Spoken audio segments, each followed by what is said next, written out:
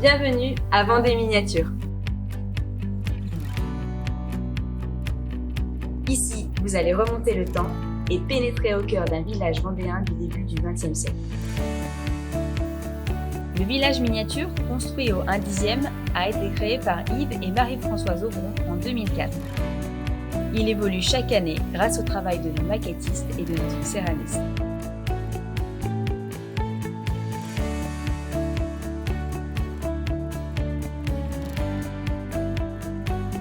Malgré la miniaturisation, ce n'est pas moins de 20 mètres cubes de bois qui fut nécessaire pour la réalisation du socle paysager.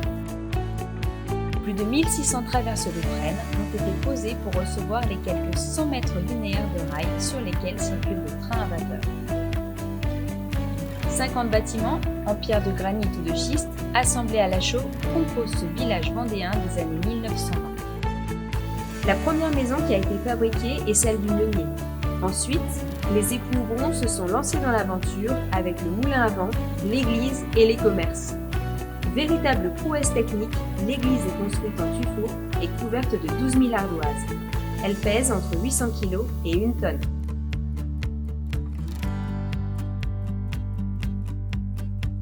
« 80 000 tuiles ont été façonnées à la main une à une et plus de 50 000 pavés ont été posés pour constituer les rues du bourg. Chaque élément est conçu avec une très grande approche de la réalité. Admirez ces chaises qui furent découpées et formées pièce par pièce, qu'il fallut poncer, percer, puis coller et assembler. Même le canage fut réalisé comme pour de vraies chaises.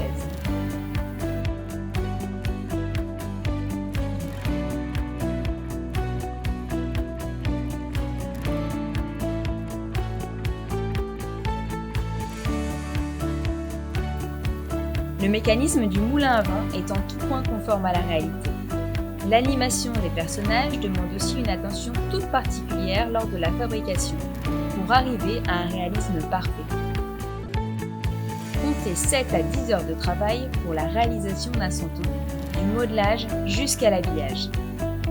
Les moutons, chevaux et vaches, eux aussi en argile, sont réalisés de la même manière que les santons.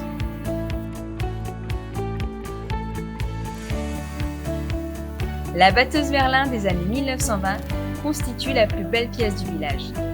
1000 heures de travail ont été nécessaires pour cette œuvre.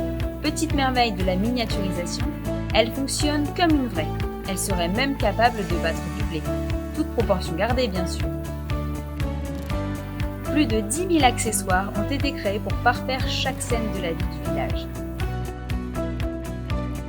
Plus de 600 personnages sont là pour animer ces scènes des années 1920 avec ses artisans et ses traditions.